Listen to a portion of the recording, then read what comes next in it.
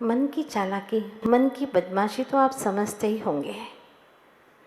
वह धर्म में तो संसार को जोड़ देता है, धर्म के कार्य में संसार को जोड़ देता है। होना चाहिए था कि संसार में भी हम धर्म जोड़ लेते, संसार के कार्य करते करते भी हम धर्म कर लेते, होना तो ये चाहिए था। लेकिन हुआ ये कि धर्म कार्य करते करते भी उसी में संसार को जोड़ लेते हैं, सांसारिक भावनाओं को जोड़ लेते हैं। ये ठीक बात नहीं है। मोक्ष का लक्ष्य है, सुख पाने का लक्ष्य है, तो राग द्वेष तो कम होना ही चाहिए, समता में वृद्धि तो होना ही चाहिए, सहनशीलता में वृद्धि तो होना ही चाहिए, बुराइयों का संहार होना चाहिए, उपसंहार होना चाहिए और अच्छाइयों का वर्धन होना चाहिए। इतना तो होना ही चाहिए, क्योंकि सभी का लक्ष्य है सुख शांति पाना। सभी लोग चाहते हैं कि हमारे जीवन में आनंद हो, हमारे जीवन में सुख हो, शांति हो। इसी के लिए हर समय आप लोग प्रयासरत रहते हैं। मंदिर जाते हैं, गुरु के दर्शन के लिए जाते हैं, प्रवचन सभा में आते हैं, अरे कमाने के लिए भी जाते हैं। तो लक्ष्य आपका क्या है? सुख शांति पाने का, है ना? यही तो लक्ष्य है। अब महत्वपूर्ण बात यह है कि बच्चा अगर पढ़ता भी है, उसको पूछो क्यों पढ़ रहा है? डिग्री हासिल करने के लिए। डिग्री क्यों चाहिए? सुख शांति के लिए। आप मंदिर क्यों आते हैं? सुख शांति पाने के लिए। पर पूछना मैं ये चाहती हूँ कि क्या आपको सुख शांति मिल रही है या नहीं? प्रश्न ये है। मंदिर जा रहे हो, स्वाध्याय सुनते हो, क्या आपको सुख शांति मिलती है या नहीं? तो फिर मंदिर जाना बेकार हो गया? नहीं नहीं नहीं नहीं, मंदिर तो जाना है, एक कदम तो हमें आगे बढ़ाना है और वहाँ जाकर के ये सीख लेना है कि जैसे प्रभु परमात्मा शांत है, परम पवित्र जिनकी चेतना है, मुझे भी अपने परिणामों को पवित्र करना है। तो मंदिर जाना हमारा सार्थक हो जाएगा, धर्म सभा में आना सार्थक हो जाएगा। ये क्रियाएं कभी व्यर्थ नहीं जाती, शुभ क्रियाएं कभी व्यर्थ नहीं जाती, अनर्थ करने वाली नहीं होती। अनर्थ करने वाले तो अशुभ विचार है, अशुभ विचार है। शुभ क्रियाएं अनर्थकारी नहीं है। अशुभ विचार शुभ क्रिया करते हुए भी जो अशुभ विचार हो रहे हैं वो दुख के कारण हैं, वो अनर्थकारी है। अब मैं आपसे पूछना चाहती हूँ, आपने संपत्ति के लिए कितना समय दिया? व्यापार करने के लिए कितना समय दिया? पूरा जीवन, पूरा समय संपत्ति के लिए, संपत्ति के लिए पूरा समय दिया। और संपत्ति ने आपको कितना समय दिया? प्रश्न ये है, संपत्ति ने आपको कितना समय दिया? क्या एक समय भी संपत्ति ने आपको दिया? आयु पूरी हो रही है, हाँ, जिसके लिए तुमने संपत्ति के लिए इतना समय गुजारा, थोड़ा सा टाइम दे दो प्लीज, मंदिर तक जा सको, फिर प्राण पखेरु उड़े। नहीं, वो एक समय भी नहीं दे सकती संपत्ति, तुम्हें ध्यान रखना। लेकिन धर्म अर्जन किया है तो आप घर पे बैठ करके भी प्राण पखेरु उड़ रहे हैं। आपने धर्म के लिए समय दिया है तो अंतिम क्षण में, चाहे जंगल में भी क्यों ना हो, अकेले भी क्यों ना हो, धर्म की आराधना कर लोगे। अपने प्राणों का विसर्जन शांत भावों के साथ में करके सम्यक समाधि मरण कर लोगे, अगर तुमने धर्म के लिए समय दिया है तो, सत्य के लिए समय दिया है तो। लेकिन ऐसा होता नहीं है, धर्म के लिए समय देते नहीं है, धन के लिए समय देते हैं, उसके लिए सारा जीवन समर्पित। एक बात महत्वपूर्ण कहना चाहती हूँ, जो लोग ये कहते हैं कि भैया पैसों से ही सब कुछ होता है, ऐसे लोगों की कभी दोस्ती यारी मत करना। हाँ, जो लोग ये कहते हैं कि पैसों से ही, संपत्ति से ही सब कुछ होता है, धन से ही सब कुछ होता है, ऐसे लोगों की कभी भी मित्रता मत करना। कभी भी मर्डर कर सकता है, क्योंकि जिसके दिलो दिमाग में धन है, मनी ही मनी है बस, और कुछ है ही नहीं, वो कभी भी आपका मर्डर कर सकता है, कभी भी आपको धोखा दे सकता है, कभी भी आपको परेशान कर सकता है, उठा करके कहीं पर भी फेंक सकता है। आपका लक्ष्य क्या है? अपनी आत्मा से पूछो, क्या लक्ष्य है तुम्हारा? देखिएगा, थोड़ा सा गहराई से देखें, तो जो हमारा उद्देश्य, जिसको हम गोल कहते हैं, तुम्हारा गोल क्या है, तुम्हारा उद्देश्य क्या है और तुम्हारा टारगेट क्या है, उसमें अंतर है कि नहीं है? बोलो, बहुत अंतर है। टारगेट क्या है तुम्हारा? धन कमाने का। कितना कमाने का है? कम से कम अहमदाबाद में तो प्रथम नंबर पर आ ही जाए। विश्व में तो नहीं आ पाऊंगा, लेकिन अहमदाबाद में तो प्रथम नंबर पर आ ही जाना चाहिए। ये टारगेट है तुम्हारा, लक्ष्य नहीं है। ये तुम्हारा उद्देश्य नहीं है। कहने में आता है कि मेरा उद्देश्य है। उद्देश्य जो इस जीव को उन्नति के शिखर तक ले जाता है, टारगेट नहीं ले जाता, ध्यान रखना। और लास्ट गोल होना चाहिए आत्म शांति। धन भी कमा लो, सो व्हाट, क्या होना है उससे? अगर आत्म शांति नहीं मिली तो किस काम का? इसीलिए ध्यान रखिएगा, लक्ष्य बनाए हर वक्त आत्म शांति। उलझना नहीं है, विसंवाद में नहीं पड़ना है मुझे तो बस आत्म शांति और आत्म शांति ही चाहिए, और कोई दूसरा लक्ष्य ही नहीं जीवन का। अगर इस लक्ष्य को लेकर के आगे बढ़ेंगे तो यकीनन आपके जीवन में बहुत ही सुख शांति का साम्राज्य छाएगा ही छाएगा, क्योंकि शांति कहीं बाहर से नहीं आती, अपने ही विचारों से आती है। अब देखिए ना, बालक विद्याधर अब युवा विद्याधर हुए, और अब तो ब्रह्मचारी जी सप्तम प्रतिमाधारी ब्रह्मचारी हो गए। अपने लक्ष्य को पाने के लिए उन्होंने क्या नहीं किया? 2-2 दिन तक भोजन नहीं किया, छोड़ दिया दक्षिण, आ गए राजस्थान की ओर और आ रहे हैं। माता पिता को छोड़ दिया। इतना आसान नहीं होता है माता पिता को छोड़ करके, घर बार को छोड़ करके, निकल करके इस तरह से चले आना बहुत मुश्किल होता है। आप लोग थोड़े से दिन घर छोड़ के कहीं बाहर जाते हो तो बार बार आपको घर की याद आती है ना? भाई कितना ही सुख सुविधा हो, हाँ होटल है, बहुत अच्छी सुख सुविधा है, लेकिन घर ही अपना अच्छा, वही अच्छा लगता है। चाहे कितना ही स्वादिष्ट भोजन मिले, लेकिन घर की अपनी दाल रोटी ही अच्छी लगती है ना? ऐसे ही निज घर का लक्ष्य बना लीजिए ना, कितना अच्छा होगा। एक उद्देश्य, एक गोल तुम्हारे जीवन का ये हो जाए तो शायद बहुत आनंद आ जाए और हर पल चलना, हमारा जीना सार्थक हो जाए। जिस तरह से विद्याधर जी ने लक्ष्य बना लिया है कि अब मुझे आगम का अध्ययन करना है, और अध्ययन नहीं करूँगा, स्वाध्याय नहीं करूँगा तो अपने परिणामों को कैसे निखार पाऊँगा, कैसे आगे बढ़ पाऊँगा? तो चलिए चलते हैं वहाँ।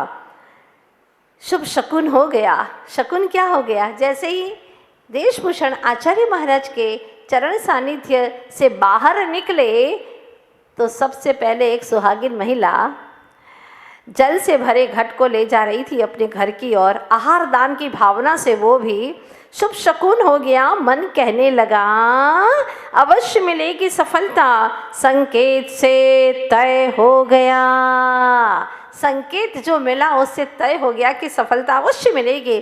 सर्वप्रथम पहुँचे मुंबई। अजमेर की गाड़ी अभी नहीं आई। 24 घंटे हो गए गाड़ी को आने में।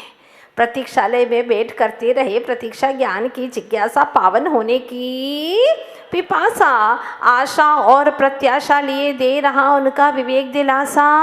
शहनाइयाँ गुरु प्रतीक्षा के आलाप में बसती चली जा रही थी। कैसे होंगे वे ज्ञान सिंधु? विचारों से मूर्त गढ़ी जा रही थी। हाँ, सोच रहे थे कि कैसे होंगे वो ज्ञान सिंधु। जैसा कि आचार्य देशभूषण जी महाराज ने कहा है कि वो ज्ञान के भंडार हैं, भंडार। उनके चरणों में चले जाओ, अगर वो स्वीकार कर लेंगे तो तुम्हारा जीवन सफल हो जाएगा। चले जाओ। और वहाँ उनकी मूर्त गढ़ रहे थे। हूबहू वैसी ही मूर्त बनाई जो अप्रतिम व्यक्तित्व से भरी थी। कल्पना लोक में विचरण करते लगा कि मेरे अदृश्य गुरु में आकर्षण है। मेरे अदृश्य गुरु जो हैं उनमें आकर्षण तो है पर आसक्ति नहीं, ममता है पर मोह नहीं, समता है पर शोक नहीं। एक एक शब्द देखिएगा, क्या क्या है मेरे गुरु में। फिर सबसे पहले आकर्षण है, जोर से बोलिएगा। ममता है, समता है पर प्रशस्त नेह है पर घर नहीं है उनका, चिंतन है पर चित्त में निर्मलता है। भूरी देह सी धवल कांति, भूरी भूरी उज्जवल देह सी धवल कांति, यहाँ तक मेरे तन मन को ही नहीं चेतन को, इसी धुन में रेलगाड़ी आने का संकेत हुआ, नैनों को राहत मिली मन में। हाँ, जब गुरु दर्शन के लिए जाते हैं तो कैसा लगता है? ऐसा ही लगता है। आप लोग आज ही गुरु के दर्शन करके लौटे हैं, लगभग 50-60 युवा गुरु का दर्शन करके लौटे हैं। कितना अच्छा लगता है गुरु का दर्शन करने के लिए जाओ, एक अलग ही आनंद, एक उत्सव सा लगता है। बैठ गाड़ी में खिड़की से झांकते रहे, रास्ता बहुत लंबा है, सोचते रहे राह में अकेला भले ही हूँ पर असहाय नहीं मैं, मंजिल से दूर भले ही हूँ पर वह मंजिल है मुझ ही में। मंजिल कहीं बाहर नहीं है, मुझ में ही है। पथ लंबा होने पर भी पाथे था ज्ञान, पाथे रास्ते में खाने के लिए क्या है, कैसे समय गुजारोगे?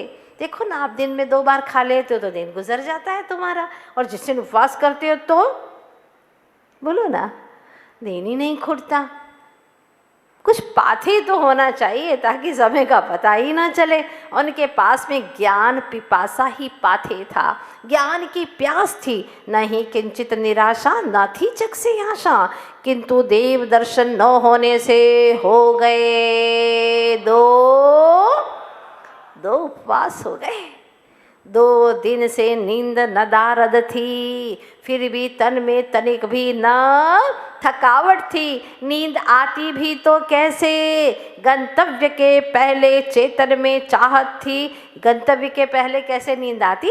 चेतन में चाहत थी सद्गुरु की, भूखा प्यासा दे होने पर भी ज्ञानामृत का भोजन और तत्व ज्ञान का अमृत पान भीतर में चल रहा था। चकोर की भांति ताक रहे, अजमेर अब आने ही वाला था। लो ऐतिहासिक नगर आ ही गया। ऐतिहासिक है नगर अजमेर, हाँ, जहाँ पर विद्याधर जी की दीक्षा हुई है। पहुँचे देवालय कर दर्शन प्रभु के, पूछा श्रावक ने, कहा, पूछा श्रावक से, कहाँ है महामुनिवर जी? बोले, पता नहीं मुझे। श्रावक ने कहा, मुझे नहीं पता, पूछो, ये है कजोड़ी मल जी। वैसे नगर में भी कुछ लोगों को ठेका दे दिया जाता है ना कि धर्म तुम्हारे ही भरोसे है, कहाँ है मंदिर उनसे पूछो। महाराज माता जी हैं क्या नहीं यहाँ पर, उनसे पूछो। आप भी तो जैन हैं पर ठेका उन्हीं को दे रखा है। हाँ, कुछ लोग ऐसे हैं जिनको सारी जानकारियाँ होती हैं, बाकी उनको लगता है कि हमें तो कोई मतलब ही नहीं है। नाम के जैन होते हैं ऐसे लोग। तो उन्होंने कहा, पता नहीं मुझे, पूछो, ये है कजोड़ी मल जी। घूर कर देखते हुए मारवाड़ी भाषा में आई आवाज़ भर्राई सी, कौन है रे तू, कठे सु आयो? मारवाड़ी भाषा में बोलते हैं, कौन है रे तू, कठे सु आयो? हाँ, भाषा तो नहीं किंतु समझ गए भाव। हुई निसरत मृदुवाणी, जी मैं विद्याधर ब्रह्मचारी आया हूँ दक्षिण से, सदलगा कर्नाटक से। अभी तक था आचार्य देशभूषण जी के संग में, यहाँ ज्ञानार्जन हेतु आया हूँ। ज्ञान के भंडार मुनि ज्ञान सागर जी की शरण में, उनकी शरण में मैं आया हूँ। बस ज्ञान की पिपासा है मेरे अंदर। अब वो क्या बोलते हैं कजोड़ी मल जी, आप लोगों ने देखे क्या कजोड़ी मल जी को? हाँ, अरे वाह, बहुत अच्छा। कम से कम एक महानुभाव तो मिले गुजरात में जिन्होंने कजोड़ी मल जी को देखा है। वो कहते हैं कजोड़ी मल जी, पर वे अठे को नहीं, मतलब यहाँ नहीं है। कौन? जिन महाराज के बारे में आप पूछ रहे हैं, ज्ञान सागर जी महाराज, वो अठे के कोनी मदनगंज किशनगढ़ में है। सुनकर कजोड़ी मल जी से कहने लगे, क्या आप कर सकते हैं मेरा मार्गदर्शन? मैं शीघ्र ही करना चाहता हूँ उनका दर्शन। हाथ पकड़ कजोड़ी मल जी रोकने लगे। क्यों रोकने लगे? कि नहीं जाओगे ऐसा? नहीं, वो बड़े व्यवहारिक थे कजोड़ी मल जी, हाँ, और वो गुरु के ही भक्त नहीं थे, गुरु के भक्तों के भी भक्त थे। ऐसे थे कजोड़ी मल जी। तुम्हारे नगर में कोई गुरु दर्शन को आए तो क्या उसको ऐसे ही भूखा रहने दोगे? नहीं नहीं, ये हमारा आद्य कर्तव्य बनता है। हाथ पकड़ कजोड़ी मल जी रोकने लगे, खायो पियो कोनी कठे चाल्यो। खाया पिया तो है नहीं और कहाँ चले? चाल अंदर, ना ले, धो ले, पूजा कर ले। मारवाड़ी भाषा थी और दादा थे तो उन्होंने बोला कि अंदर चल और पहले नहा लो, धो लो, पूजा कर लो, पाछे आए खा पी के जाजे, किंतु पहले मैं गुरु दर्शन चाहता हूँ। विद्याधर जी ने कहा मुझे खाने पीने की नहीं, मुझे तो गुरु दर्शन की चाहत है। अरे तू कजोड़ी मलने जाने को नहीं, या मुनियोरो भक्त ही नहीं, मुनि भक्तारो भी भक्त है। तू इसको जानता नहीं है, कजोड़ी मल है। हाँ, इस सिर्फ मुनियों का ही भक्त नहीं है, मुनि के भक्तों का भी भक्त है। और गुरु के पास में इतना नहीं सीखा तो कुछ नहीं सीखा। गुरु के भक्त आए, भजन करने के लिए आए हैं, पहले उनको भोजन का पूछ लेना। अरे तू खजोड़ी मलने जाने को नहीं, या मुनियोरो भक्त ही नहीं, मुनि भक्तारो भी भक्त है। मैं थारे सागे चाल सू। क्या कह रहे हैं?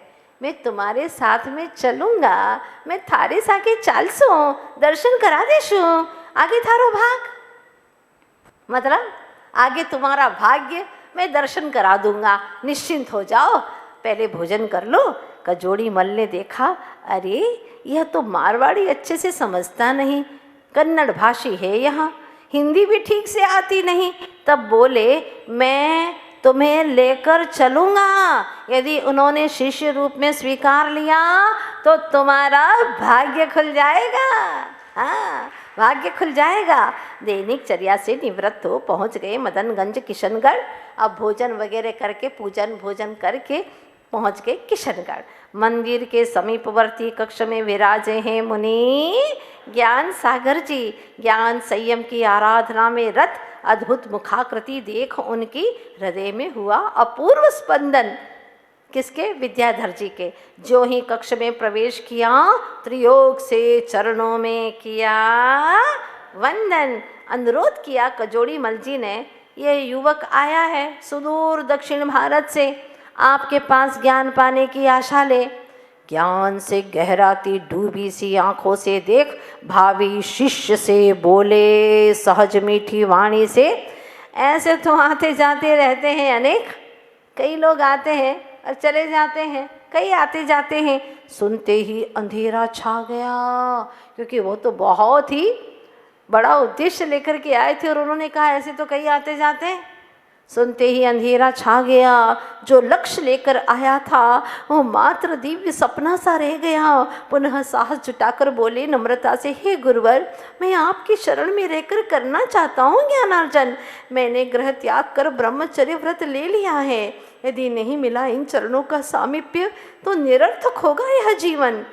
मैं आपसे प्रार्थना करता हूँ, केवल आप ही की शरणागत हूँ। अनंत कृपा होगी मुझ पर, देकर दीजिए ज्ञान संजीवन, मुझे ज्ञान की संजीवन दे दीजिए गुरुवर। प्रश्न भरी दृष्टि से देख युवक को बोले, नाम क्या है तुम्हारा? जी विद्याधर। विद्याधर होठों पर मधुर हास्य लिए बोले, क्या भरोसा विद्याधर का? आचार्य श्री ज्ञान सागर जी महाराज क्या बोले? अभी आचार्य नहीं है, अभी गुरु नाम गुरु हमारे ज्ञान सागर जी महाराज हैं। क्या बोले?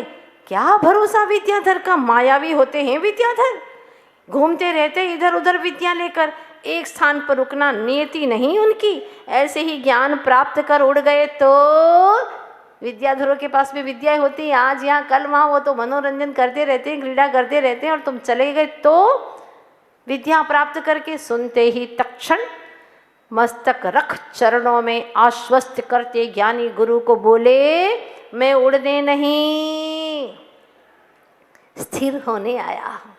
मैं उड़ने नहीं स्थिर होने आया हूँ, सिर्फ पढ़ने नहीं निज में रमने आया हूँ। मेरी बात पर करिएगा विश्वास, लो लो गुरुवर संकल्प लेता हूँ आज से ही आजीवन सवारी का। क्या क्या बात है। अज्ञानी जीवों को गुरुओं का चरण सानिध्य मिल जाए फिर भी इतना सा भी त्याग नहीं कर पाते।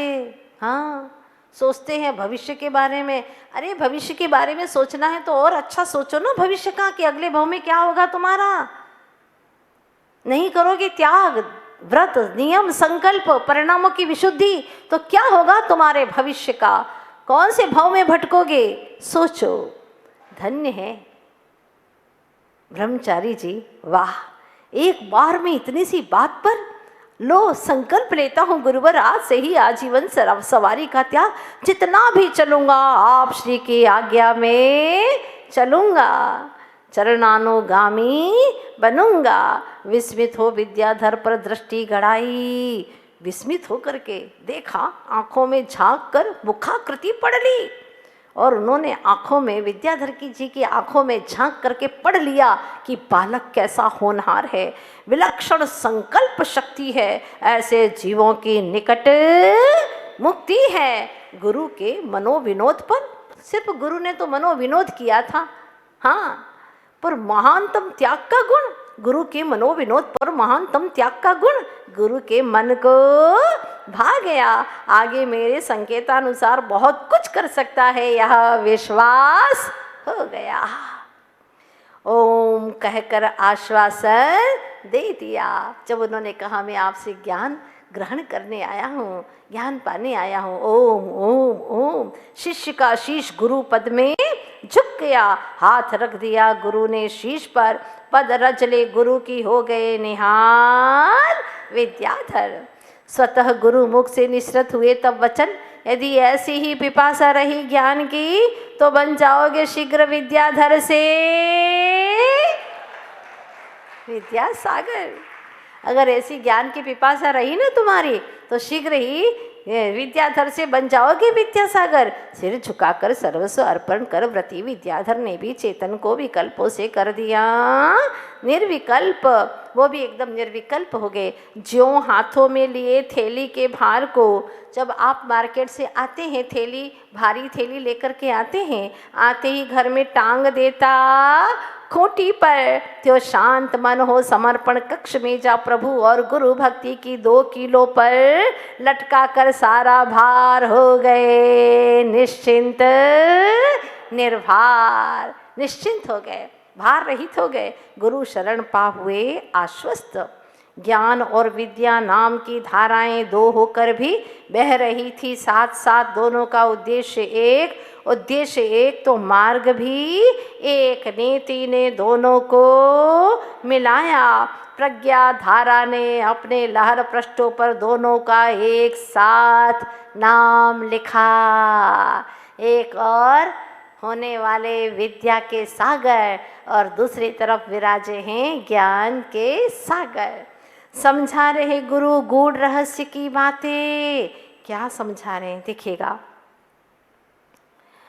वत्स स्वभाव की सामर्थ्यता, विभाव की विपरीतता और पर भाव की पृथकता, ये तीनों विचारने योग्य हैं। विचारने के योग्य कितनी चीजें हैं? 3। कौन कौन सी? स्वभाव की सामर्थ्यता, विभाव की विपरीतता और पर भाव की, ये तीनों तो विचारने योग्य। सम्यक दर्शन, सम्यक ज्ञान और सम्यक चारित्र आचरणे योग्य है, आचरण में लाने योग्य हैं। मोह, राग और द्वेष, ये तीनों तजने योग्य हैं। हे उपादेय और ज्ञेय, हे यानी छोड़ने, उपादेय यानी पाने और ज्ञेय यानी जानने योग्य हैं। अनेकांत स्याद्वाद सप्तभंग, इन तीनों का रहस्य समझने योग्य है। इनसे 2 विरोधी तत्वों में भी हो जाता सामंजस्य। कर्म सिद्धांत के ज्ञान से नहीं होता खेद खिन्न। अगर कर्म सिद्धांत का ज्ञान हो गया तो कैसा भी कर्म उदय में आए वो खेद खिन्न नहीं होगा। अध्यात्म ज्ञान से दिख जाता है देह आत्मा भिन्न भिन्न। ये सब बातें शुरुआत में समझा रहे हैं गुरु विद्याधर जी को। आप्त के द्वारा कही, गणधरों से गूंथी, महामुनियों से लिपिबद्ध हुई। 3 चीज़ हो गई, आप्त का आ, गणधरों का ग और महामुनियों का म, आगम। महामुनियों से लिपिबद्ध हुई आगम की वाणी, मूलभूत संस्कृत प्राकृत में निबद्ध, इसे पढ़े बिना धर्म का मर्म समझना है असंभव। यद्यपि तुम्हारी ज्ञान यात्रा है कठिन, क्योंकि भाषा है तुम्हारी भिन्न। कहाँ कन्नड़ भाषी हो तुम, कैसे तुम्हें संस्कृत और प्राकृत बहुत कठिन है। मैंने पढ़ाया है अनेकों को, किंतु आज तक तुम जैसा लगनशील, उत्साहित, विनम्र और समर्पित देखा नहीं। अल्प समय में जितना अधिक दे सको तुम्हें ज्ञान, होगा संतोष मुझे। गुरु कहते कि मुझे संतोष होगा तुम्हें ज्ञान दे करके। अब तुम्हारी सामर्थ्य और अभ्यास पर आधारित है विद्याधर। गुरु मुख से सुन आत्मीय संबोधन। पहली बार गुरु ने विद्याधर नाम लिया, हृदय बाग बाग हो गया। आज लगा पहली बार नाम। जब गुरु अपने मुखारविंद से हमारा नाम ले, मतलब जिस शरीर में हम रहते हैं उस शरीर का नाम ले, लगता है कि धन्य हो गए। क्योंकि जो गुरु अपने मुख से निरंतर प्रभु का, आगम का उच्चारण करते रहते हैं, आगम की वाणी बोलते रहते हैं, निरंतर स्वाध्याय ध्यान आदि में लीन रहते हैं, उनके मुख से अगर हमारा नाम आ जाए तो बहुत बड़ी बात है। लगा आज पहली बार नाम सार्थक हो गया, यहीं से अध्ययन प्रारंभ हो गया। अब अध्ययन कैसे शुरू होता है देखिएगा। प्रथम अभ्यास में समझाया कि प्रत्येक शब्द में होता अर्थ, नहीं होता कोई शब्द निरर्थक। कोई भी शब्द कभी भी निरर्थक नहीं होता, हर शब्द का कोई न कोई अर्थ अवश्य होता है। प्रत्येक शब्द में होता अर्थ, नहीं होता कोई शब्द निरर्थक। निरर्थक का भी होता ही है आखिर कोई अर्थ, निरर्थक शब्द का भी कोई अर्थ है कि नहीं, बोलो, है ना। निरर्थक मतलब जिसका कोई अर्थ नहीं होता, उसका भी तो कोई अर्थ है ना। ज्यों व्यवहार में 4 कोने हो जिसमें, उसको क्या बोलते हैं, चौकी। चौकी क्यों बोलते हैं, 4 कोने हो जिसके, उसका नाम है चौकी। गढ़ा जाए जो वह घड़ा। घड़ा क्यों बोलते हैं, शब्दों का अर्थ देखिएगा, शब्दों में कितना रहस्य भरा पड़ा है। 4 कोने हो जिसमें, वो क्या है, चौकी। घड़ा जाए जो वह घड़ा, चट आए सो चटाई। चटाई क्यों नाम पड़ा इसका, चट आती है, चट बिछ जाती है, अकेले ही बिछा देते, चट बिछ जाती है। चट आए सो, देर से आए सो। आप लोगों को भी मालूम नहीं होगा, है ना, इन शब्दों का अर्थ। दरी क्यों बोलते, देर से आती है, मतलब देर से बिछती है, इसलिए इसका नाम है दरी। देरी था, देरी करते करते दरी हो गया। जो किसी को वारे या रोके सो किवार। किवार क्यों, क्योंकि वो वारे यानी रोकता है, आने नहीं देता, प्रवेश नहीं करने देता, इसलिए इसका नाम क्या है, किवार। हाँ, ये र का अड़ कर दिया तो किवाड़ बना दिया हमारी अपनी भाषाओं में, किवार। आशु यानी शीघ्र गमन करे सो अश्व। आशु, आशु इससे बन गया अश्व, शीघ्र ही गमन करने वाला होने, आशु यानी शीघ्र ही गमन करता है, तेजी से दौड़ता है, इसीलिए इसका नाम क्या है, अश्व। त्यो आगम में चेते सो चेतना। जो चेतती है, जानती है, उसका नाम क्या है, चेतना। देखो, गुरु महाराज को लक्ष्य कहाँ तक ले जाने का था, चेतना तक। उनका लक्ष्य ये नहीं था कि दरी वरी को तुम जानो, ये क्यों शब्द के नाम ऐसे ऐसे रखे गए हैं, इसका अर्थ क्या है, ये बताने के लिए और लेकर के आ गए चेतना तक। अतः निजात्मा का लक्ष्य हो, शब्द कम अर्थ ज्यादा गहो, अधिक बोलने से अनर्थ न हो, जो करो वही कहो। ज़्यादा नहीं बोलना। कभी आपने अपने मन के बारे में सोचा है कि मन क्या चाहता है, आपका मन क्या विचार करता है, कभी सोचा आपने? औरों के बारे में तो सोचा है, लेकिन आपका मन क्या चाहत रखता है? पूजन जल्दी हो जाए तो मन को कैसा लगता है, बोलो? अच्छा लगता है ना, जल्दी हो गई, अच्छा है, पूजन जल्दी हो गई, विधान जल्दी से हो जाए, अच्छा लगता है, प्रवचन जल्दी से छूट जाए तो बोलिए ना, अच्छा लगता है। हाँ,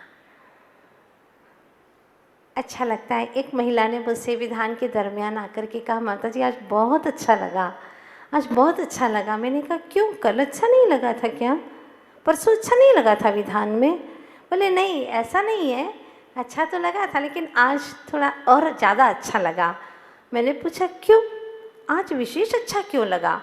आज क्या है ना कि राइट टाइम पर सारा कार्यक्रम हो गया।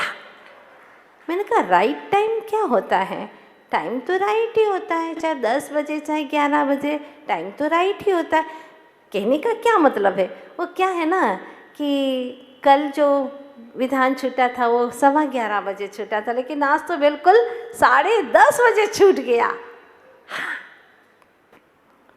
आनंद आ गया।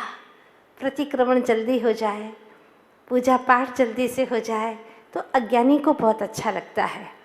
और भोजन, नाटक, कोई विशेष ऐसा दृश्य हो, मूवी हो, थोड़ी देर और चले, गरबा इतना जल्दी बंद कर दिया ये उस्मानपुरा वाली ने, हाँ थोड़ा और करती तो अच्छा लगता, इतना रंग आ रहा था और एकदम बंद कर दिया, अच्छा नहीं लगता है। जो पंचेंद्रिय और मन के विषय हैं वो जीव को लुभावने लगते हैं, सुहावने लगते हैं, वो और चलते रहे।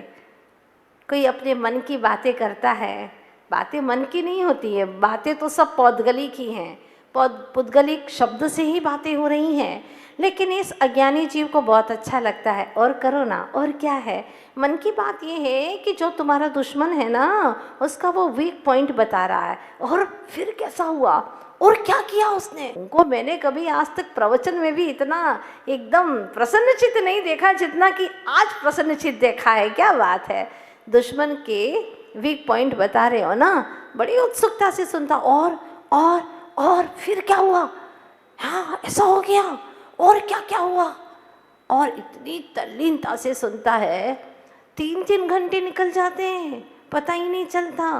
पर 3 पूजन करनी हो देखता रहता है, उबासी लेता है, इधर देखता उधर देखता है, और अपने आसन बदलता रहता है, तो समझ में तो आ जाता है कि गड़बड़ मामला है, मन नहीं लग रहा है। ये बात तो पक्की है। अज्ञानी जीवों को पाप के कामों में, इंद्रियों और मन के विषयों में मन लगता है, और लगता है कि और चले, वंस मोर, एक बार और। कभी पूजन में कहा वंस मोर, प्रवचन में कहा वंस मोर, और चलने दीजिए, आनंद आ रहा है, आत्मा का आनंद बरस रहा है, और चलने दीजिए, उपयोग आत्मा को छूने वाला है, बंद मत करिए, रंग में भंग न हो जाए, और चलने दीजिए, उपयोग गहराई से जा रहा है, आत्मा के सम्मुख जा रहा है, और जाने दीजिए। पुण्य के काम अज्ञानी सोचता है जल्दी निपट जाए, तो क्या करेगा, पुण्य के काम जल्दी निपटाएगा तो करेगा क्या, पाप ही करेगा। अज्ञानी को ऐसा ही अच्छा लगता है, और ज्ञानी कहता है पाप के काम होवे ही नहीं, बस यही शुभ शुभ कार्य चलने दो, क्योंकि शुद्ध में जाना है, शुद्ध का लक्ष्य है मेरा। गलत के प्रति अनुराग यही संसार परिभ्रमण का कारण है। बुराइयों के प्रति अनुराग अच्छा लगता है। निंदा पुराण बाँचने में घंटों निकल जाते हैं सुनने में, लेकिन पद्म पुराण, आत्मा का पुराण, बस करो ना, बहुत हो गया, कितना सुनेंगे। ये बेईमानी है मन की, ये मन की शैतानी है।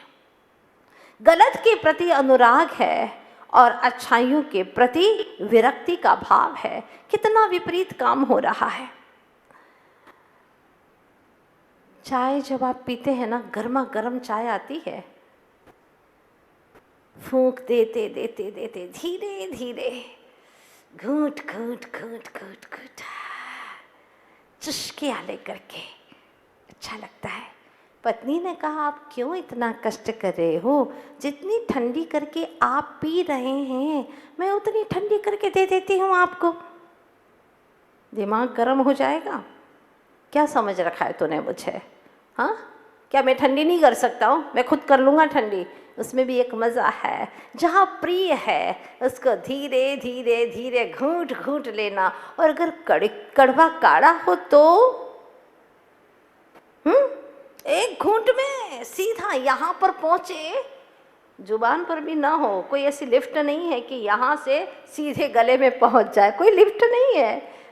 हाँ, लेकिन वो जाता है तो आप एकदम पी लेते हैं उसको। नीम का रस हो, मान लीजिए, चैत्र मास में पीते हैं ना लोग, हाँ, तो एकदम बस घुटक जाते हैं उसको।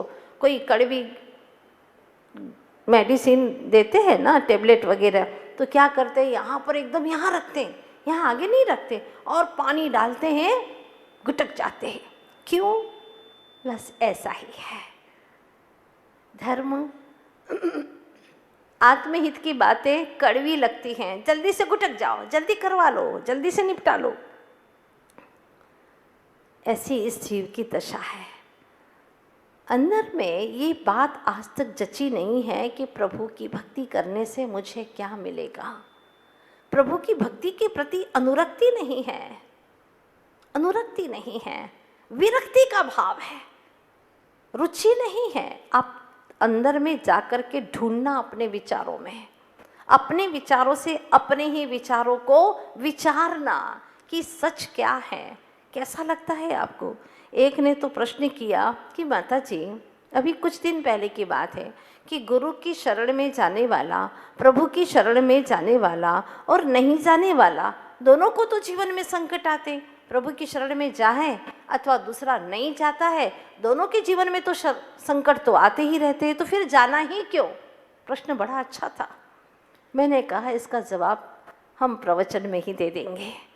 प्रभु की शरण में जाने वाला और प्रभु की शरण में नहीं जाने वाला, दोनों के जीवन में संकट आते हैं, तो फिर जाया क्यों जाए। मैंने कहा एक छोटा सा उदाहरण के माध्यम से मैं बताना चाहूँगी तुम्हें। आ जाना सुनने के लिए प्रश्न बड़ा अच्छा है। बिल्ली के मुंह में चूहा रहता है। जब वो चूहे को पकड़ करके ले जाती, कभी आपने उसका चेहरा देखा? कितना डरावना होता है, भयभीत रहता है उसका चेहरा। कोई छीन ना ले मुझसे। आंखों में आंसू रहते हैं, हाँ, आंखों में आंसू भरे रहते और खून भी बहता हुआ रहता है। बहुत भयंकर लगता है उस वक्त चेहरा। लेकिन वही बिल्ली जब अपने मुंह में अपने बच्चे को लेकर के जाती है, उस वक्त उसके चेहरे पर स्नेह, प्रेम उमड़ता हुआ रहता है। आंखों में करुणा, अपनापन रहता है। खून नहीं, करुणा की धारा बहती है, अपनेपन से प्रेम की धारा बहती रहती है, और बच्चा भी बिल्कुल निश्चिंत रहता है। जबकि चूहा भयभीत रहता है, ये मुझे कहीं और जोर से दबा देगी, मर ही जाऊंगा, हर वक्त भयभीत रहता है। कितना अंतर है ना, अंतर है ना, बिल्कुल बहुत अंतर है। वैसे ही प्रभु की शरण में आकर के बैठने वाला, प्रभु की शरण में रहने वाला सदा सुरक्षित रहता है। हाँ, सदा सुरक्षित रहता है। उसको विश्वास रहता है, जैसे कि बिल्ली के बच्चे को भी विश्वास है कि माँ ने पकड़ा है, कुत्ते ने नहीं पकड़ा। किसने पकड़ा है? माँ ने पकड़ा है। मैं सुरक्षित हूँ, वो मुझे जहाँ भी ले जाएगी सुरक्षित ले जाने के लिए, पहुँचाने के लिए ही ले जा रही है, इतना निश्चिंत रहता। उसी प्रकार से एक सद्भक्त, एक श्रद्धालु जिसके भीतर में भगवान के प्रति श्रद्धा है, वह प्रभु की शरण में जाता है और अपने आप को सुरक्षित मानता है कि हाँ, मैंने प्रभु की भक्ति की है, मैं बिल्कुल सुरक्षित हूँ। मेरे जीवन में जो भी विघ्न संकट आएंगे, मैं उसको बहुत हंसते हंसते समता के साथ में सहन करता रहूँगा और कर्मों के संकटों को मिटा दूंगा। इतनी सामर्थ्य है मुझ में। जैसे के पास में जाते हैं वैसे ही परिणाम हमारे बनते हैं, ये बात तय है। अगर हम भगवान के निकट में जाएंगे तो हमारे परिणाम भी वैसे ही। अनंत वीर्य के धनी के पास में जाकर के कोई दब्बू नहीं बनेगा, ध्यान रखना। हाँ, वो भी अपने बल, अपने आत्मबल को पहचान लेगा। अगर इस उदाहरण से समझ में नहीं आया हो तो दूसरा उदाहरण आपके सामने रखते हैं। गाड़ियाँ बेचने वाले बैठे हैं आप लोगों के बीच में। BMW की गाड़ी होती है ना, हाँ, कॉस्टली रहती है। कितने की होती है बताओ जरा? 1-8 करोड़ की बोलिए ना। हाँ, लगभग 2 करोड़ की अपन हाईएस्ट ही मान करके चलते हैं ना। हाँ, तो जब BMW में बैठता है, वहाँ बहुत सारे रास्ते में गड्ढे हैं, उबड़ खाबड़ ज़मीन है, फिर भी उसको कहीं से भी दचके नहीं लगते, उसको कहीं से भी ऐसे धक्के नहीं लगते और आराम से वह पार कर लेता है। दूसरा वह है जो 800 वाली में बैठा है। नैनो निकली थी ना, छोटी सी 1 लाख की गाड़ी। हाँ, नैनो में, मारुति वैन में बैठा है, 1-2 लाख की गाड़ी में। कितने धक्के लगे। एक साइकिल रिक्शा से गया है, कितने सारे धक्के लगे। दोनों को रास्ते में गड्ढे मिल रहे हैं, लेकिन अंतर है कि नहीं, जो कुसंगति में जाएगा वो धक्के खाएगा, और जो प्रभु की शरण में जाएगा, भैया 2 करोड़ ऐसे ही नहीं दिए कटारिया जी को। हाँ, ऐसे ही थोड़े दिए हैं, 2 करोड़ दिए हैं पूरे। तो फिर एक भी धक्का नहीं लगेगा, ध्यान रखना। हाँ, धक्का नहीं लगेगा। वो जो प्रभु की शरण में गए हो, समझ लेना अब तुमने अपने आत्म तत्व को जान लिया है। जैसे प्रभु ने, जिनने निज को जाना है, तो हमने भी अपने जिन स्वरूप को जान लिया है। इस तरह से भक्त जब प्रभु की शरण में जाता है तो उसको अपना उपादान मजबूत करने का बहुत अच्छा अवसर प्राप्त होता है। लेकिन कहीं और विषयों के व्यापार में जाओगे तो वहाँ तुम्हारा उपादान मजबूत करने का कोई चांस नहीं है, ध्यान रखना।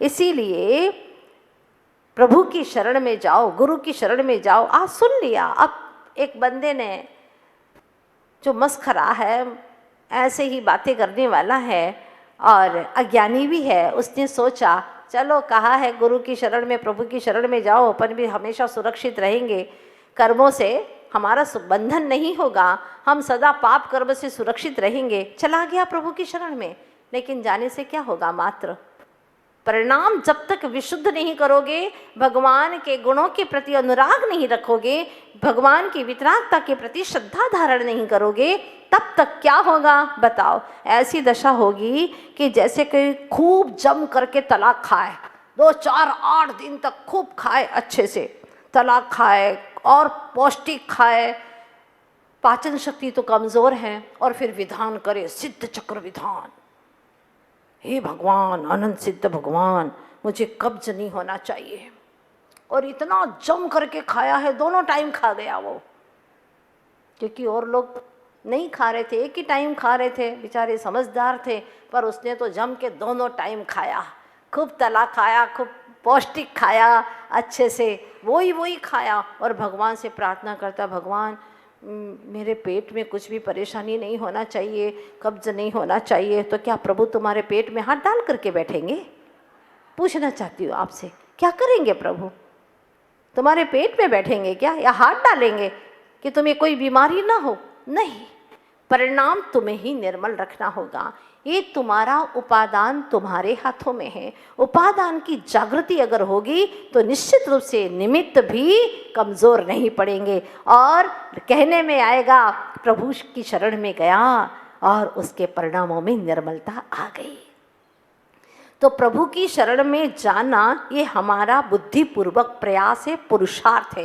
ये बुद्धिपूर्वक पुरुषार्थ करो, और वहाँ पर काफ़ी चांस हैं। कोई एकाध ही रखड़ करके भटक करके और संसार में डूब गया हो, जिसने अपना उपादान जागृत नहीं किया, पर भगवान रूप जो परम निमित्त मिल गए हैं, प्रबल निमित्त मिल गए हैं, उनका कोई दोष नहीं है। चला करके आप अपना निमित्त कुछ गलत मत जुटाना, कुसंगति में मत चले जाना, सप्त व्यसनियों के बीच में मत चले जाना, वहाँ पर काफ़ी चांस हैं गिरने के। बात समझ में आ गई? इसीलिए अपने बुद्धि बलपूर्वक इतना पुरुषार्थ करना और भगवान की शरण में जाना। जैसे बालक विद्याधर जी यहाँ पर तय कर चुके हैं, मुझे तो गुरु की शरण में जाना है और आगम का अभ्यास करना ही करना है। अब देखते हैं क्या होने वाला है। आप लोगों ने कल देखा था यहाँ पर कि बालक विद्याधर जी अब ब्रह्मचारी सप्तम प्रतिमाधारी विद्याधर जी चले जा रहे हैं ज्ञान सागर जी महाराज के चरणों के समीप में, और वहाँ पर जैसे ही गए गुरु जी ने उनको स्वीकार कर लिया था। क्या कहा था गुरु ने कि देखो अर्थ ज़्यादा ग्रहण करो, शब्द कम। और ये उन्होंने जीवन में गांठ बांध ली थी कि मुझे शब्द कम बोलना है, अर्थ को ज़्यादा ग्रहण करना है। मन आत्म साधना में, वचन चिन्वाणी की वाचना में और काया गुरु सेवा में कर दी समर्पित। देखो मन किस में? आत्म साधना में। पृष्ठ नंबर 190। मन आत्म साधना में, वचन जिनवाणी की वाचना में और काया गुरु की सेवा में कर दी। गुरु को मिल गया योग्य शिष्य और शिष्य को मिल गए ज्ञानी। गुरु को मिल गया हीरा तो शिष्य को शिव राही, राही हीरा। देख लगन, निष्ठा और परिश्रम बढ़ा दिया। अध्यापन का समय पढ़ते, नियमित पाठ करते, कंठस्थ शिष्य की लगन से गुरु थे संतुष्ट। कि क्या लगन है शिष्य में। जिस शिष्य के पास हो हृदय की कोमलता, मन की पवित्रता, वचन की मिष्टता, काय की सजगता और स्वभाव की शीतलता, फिर भला गुरु क्यों न हो प्रसन्न। क्या बात है। हृदय कोमल होना चाहिए शिष्य का, मन में पवित्रता हो, वचन में मिष्टता हो, हाँ, काय की सजगता हो और स्वभाव की शीतलता, फिर गुरु क्यों न हो प्रसन्न। रात्रि के समय पर पंडित महेंद्र जी शास्त्री ने व्याकरण, छंद, नीति आदि के ग्रंथ पढ़ाए। उन्हें कन्नड़ भाषी होने पर भी अब संस्कृत प्राकृत ग्रंथ लगे सहज पढ़ने। एक दिन संस्कृत पढ़ते पढ़ते सोचने लगे व्याकरण में संधि भी है, समास विग्रह भी। देखो जैसे लोकेश, लोक प्लस ईश, ये क्या हो गया? विग्रह हो गया। और लोक प्लस ईश इसको जोड़ लिया तो संधि हो गई। संधि भी है और विग्रह भी है। बिखरे को जोड़ने का काम करती है संधि और जुड़ों को जुदा करने का काम करता है समास विग्रह। गुणों से करना है संधि और दोषों से करना है। यूँ भाषा के साथ भावों का भी करते सम्यक अध्ययन। सिर्फ पढ़ते ही नहीं, उसका क्या सार है, क्या शिक्षा लेना है, वो भी अपने अंतर में उतारते। अजमेर की नसिया में चल रहा चातुर्मास नित्य प्रवचन में आते अनेकों श्रोतागण। जब आया पर्व 10 लक्षण, बिना शास्त्र खोले कंठस्थ मोक्ष शास्त्र का किया शुद्ध वाचन। गुरु हुए प्रसन्न, श्रोता हुए चकित, विद्याधर थे सहज। अभी बहुत सीखना है शेष, चरित्र को पाना है विशेष। चाहे लोग कितनी भी प्रशंसा करें पर हमें उनकी प्रशंसा में डूबना नहीं है। प्रति विद्याधर की ज्ञान गरिमा में लगे 4 चांद, किंतु मन को छू न पाया ज्ञान का मान। ज्ञान का मान आ गया तो वो जीव महाज्ञानी रहेगा। गुरु की वृद्धावस्था, साथ ही रोग था साइटी का, गर्मी का था मौसम, हवा में वर्जित था शयन, अतः बंद कक्ष में करते शयन। विद्याधर भी रहते वहीं गुरु के पास, गर्मियों में भी गुरु की सेवा के लिए कमरे में ही बैठे रहते। दर्द होने पर बार बार दबाते, खुली हवा में सोने को कहते गुरु, किंतु गुरु के सोने पर वे वहीं सो जाते। सेवा में त्रियोग से तत्पर गुरु का हृदय से रहता आशीष। जब ऐसे शिष्य होते हैं तो गुरु का भी विशेष रूप से उनके ऊपर आशीष रहता है। पूछा कजोड़ी मल से एक दिन, विद्या रात में पढ़ता है या सोता रहता है? किसने पूछा? ज्ञान सागर जी महाराज ने पूछा कि ये विद्या रात में सोता रहता है कि पढ़ता भी है? बोले वह लगता तो है कि पढ़ता ही होगा, लेकिन ध्यान नहीं दिया, अब से ध्यान दूंगा। संत निवास में ही रहकर देर रात में उठकर जब देखा तब पढ़ रहा था। ज्यों ही देखा घड़ी की ओर, कितनी बज रही है घड़ी में? पूरा 1 बज रहा था। उठकर आए पास में, बोले बड़ी प्यार से ब्रह्मचारी जी बंद करो पढ़ाई, अभी कोई परीक्षा नहीं आई। बात उनकी मान शीघ्र समेटे शास्त्र सो गए बिछाकर चटाई। प्रभात में बैठे ही थे, दर्शन करके पूछा मुनिवर ने। किससे पूछा? कजोड़ी मल जी से। कुछ पढ़ता है रात में? बोले गुरु भक्त कजोड़ी मल, एक बात समझ नहीं आई, हीरा भी लाकर दूं और परख भी मैं ही करूं। हीरा किसने ला करके दिया था? कजोड़ी मल जी ने ही दिया था। और परख भी मैं ही करूं, महाराज आपका शिष्य है होनहार, बड़ी लगन है उसमें। रात्रि 8 से 1 बजे तक पढ़कर प्रातः 4:30 बजे उठकर सामायिक पाठ आदि करता है। सुनकर प्रशंसा शिष्य की गुरु आनंद से भर गए। स्वयं मन ही मन कहने लगे, पहले क्यों नहीं आ गए, क्यों इतनी देर कर गए। नित्य प्रतिदिन नया विषय ज्ञान के खजाने से निकल रहा था। लगन के साथ पढ़ते हुए विद्या का विकास, सच ही कहा, विद्या योगेन रक्षते। विद्या की रक्षा होती है किससे? अभ्यास से।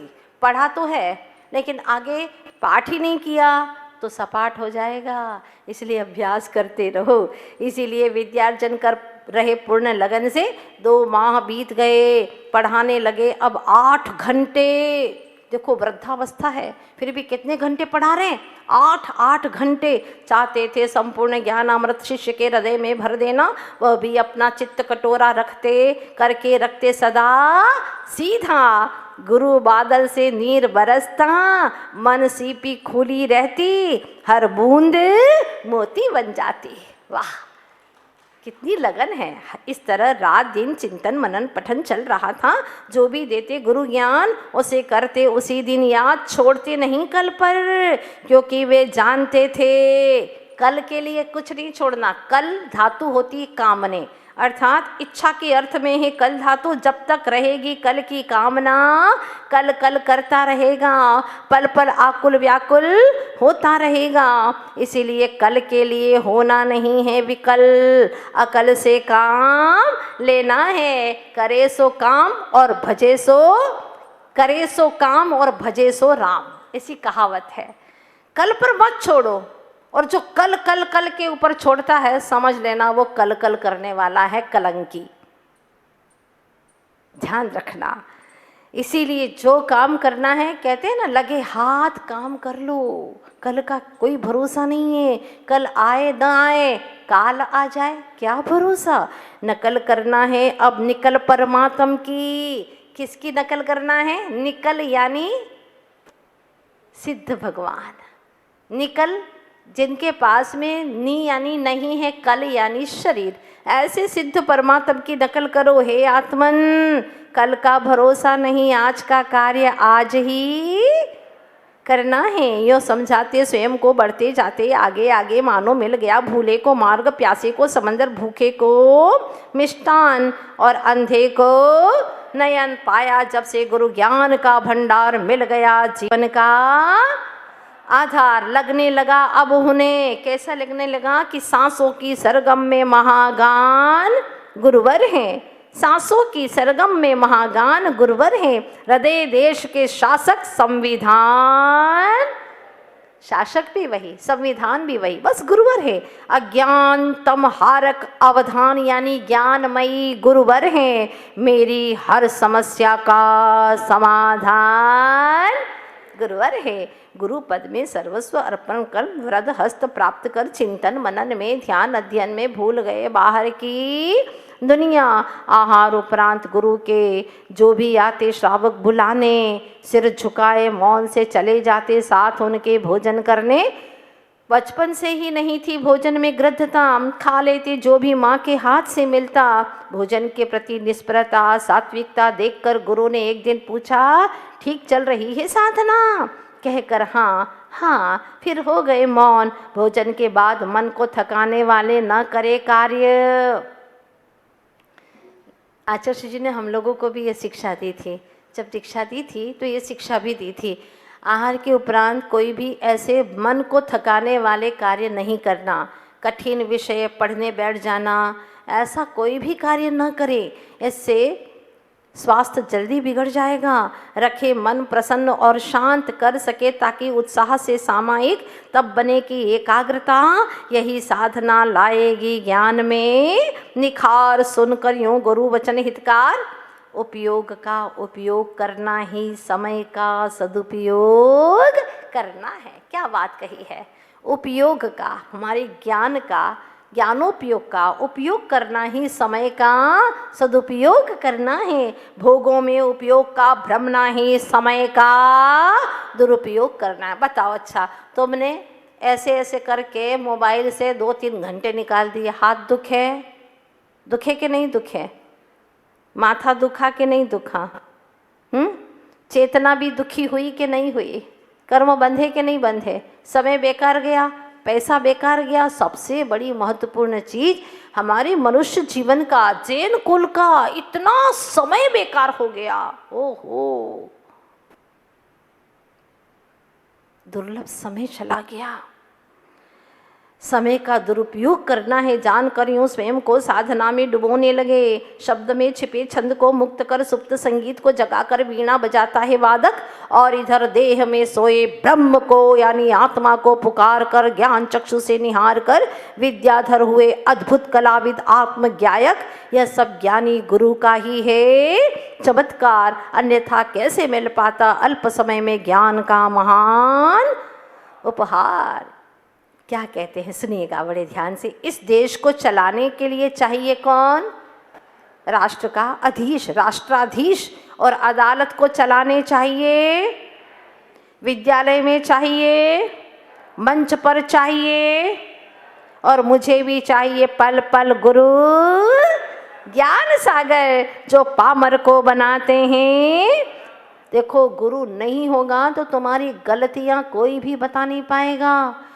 माता पिता से भी अनंत उपकारी है हमारे गुरु, जो हमारे अंदर की गलतियों को पकड़ते हैं, जिसको हम भी नहीं पकड़ पाते हैं। उन बुराइयों को पकड़ करके प्रेम से प्रायश्चित दे करके, कभी प्रेम से तो कभी दंडित करके उसको निकालते। पर लक्ष्य क्या होता है? जैसे कि माँ बच्चे को नहलाती है, रगड़ रगड़ करके उसके मैल को छुड़ाती है। बच्चा रोता है, चिल्लाता है, यहाँ तक कि माँ का हाथ भी इधर फेंक देता है, पर माँ चिंता नहीं करती, कोई बात नहीं, मुझे तो इसका तन का मेल छुड़ाना ही है। पर जो गुरु होते हैं वो चेतन का मल छुड़ाते हैं, भीतर के विकार को, उनकी दीवारों को तुड़वा देते हैं। तोड़ इस दीवार को, उसको तो दिखती नहीं है पर वो दिखाते अपने दिव्य ज्ञान के माध्यम से। इसीलिए कहा है कि मुझे भी चाहिए पल पल गुरु ज्ञान सागर जो पामर को बनाते हैं परम ब्रह्म से मिला देते हैं, मिटाकर भरम अहम को विसर्जित कर बना देते हैं अरहम। ऐसे गुरु लाखों में हैं एक, जैसे पुत्र का पिता होता है एक, सती का पति होता है, जरा जोर से बोलिए ना, गुलाम का मालिक होता है। यूं मन ही मन गुरु गुण गाते रहे, आनंद सर में यानी सरोवर में गोते, जैसा संग वैसा रंग, इस उक्ति को चरितार्थ करते रहे। छाता खोल लोग बारिश से बचते रहे, मगर ये गुरु वचनामृत से भीगते रहे। शीत में लोग देह को ढकते रहे, मगर ये गुरु कृपा की शीतलता अनुभवते रहे। गर्मी में लोग तप्त उर्मियों यानी किरणों से व्याकुल होते रहे, कृत्रिम हवा खाते रहे, मगर ये दिन रात ज्ञानाचरण में तपते रहे। यूँ पता ही न चला, पलक झपकते ही वर्ष बीत गया। दक्षिण का विद्या उत्तर में जा ज्ञान में खो गया। फैल गई पुरवैया की भांति खबर यह सदल गा के मंदिर से दर दर पर, हर घर घर में प्रियजन पुरजन मित्रजन करते स्मरण दिन भर किसका? विद्याधर का। जिनालय का घंटनाद सुन लगता श्रीमंती को विद्या शब्द गुंजित हो रहा।